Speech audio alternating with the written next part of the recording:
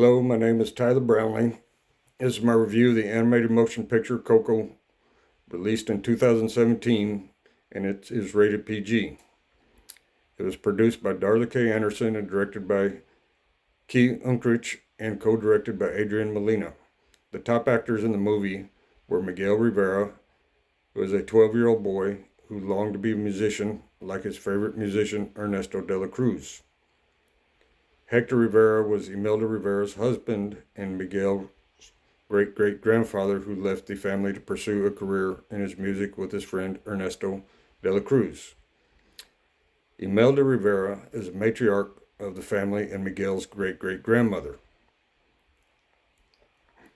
Coco Rivera, Mama Coco, is the family's elderly grandmother to Miguel. Enrique and Luis Rivera and Miguel's parents, Ernesto de la Cruz, is Miguel's great-great-grandfather's friend who ends up killing Miguel's great-great-grandmother, Hector, because he wanted to return to his family after taking his guitar and credit for all his songs. Frida Kahlo is an artist who introduces Miguel to Ernesto de la Cruz. The movie is about a young Mexican boy named Miguel who dreams of being musicians like his idol, Ernesto de la Cruz.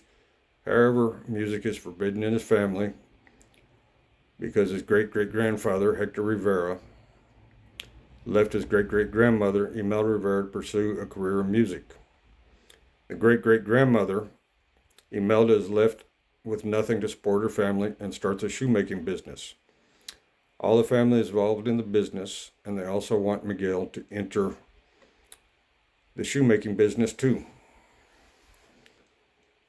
Miguel ends up running away after having a big argument with his family because he does not want to do that and finds himself in the land of the dead.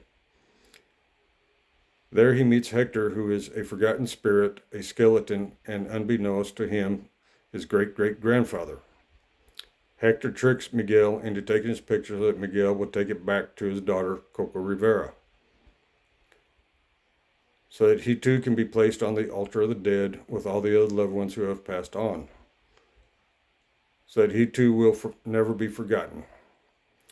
Hector promises Miguel that if he does this, he will introduce him to Ernesto de la Cruz, his idol. Hector eventually introduces Miguel to Ernesto, despite what Ernest has done to Hector.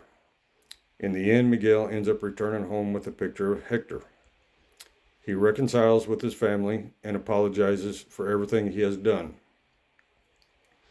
Eventually, Hector and Coco reunite on the first Dia de los Muertos.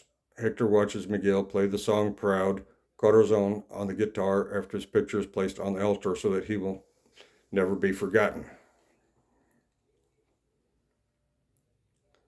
What I liked about the movie Coco was that it explains the Dia de los Muertos, a Mexican holiday, that after the family goes through so much due to Miguel's behavior and his love of music, they manage to find forgiveness and healing and allow Miguel to follow his dreams to be a musician and not involved in the family shoemaking business. I highly recommend this movie because it brings awareness to the Mexican holiday of Dia de los Muertos that many Americans do not know or understand the reasons that this is a hugely celebrated holiday in Mexico, and how it tells a story of loved ones who have passed away and how to always remember them and who they were. My thoughts on taking this class have been very positive because I have learned a lot about other cultures in this world and was not aware of.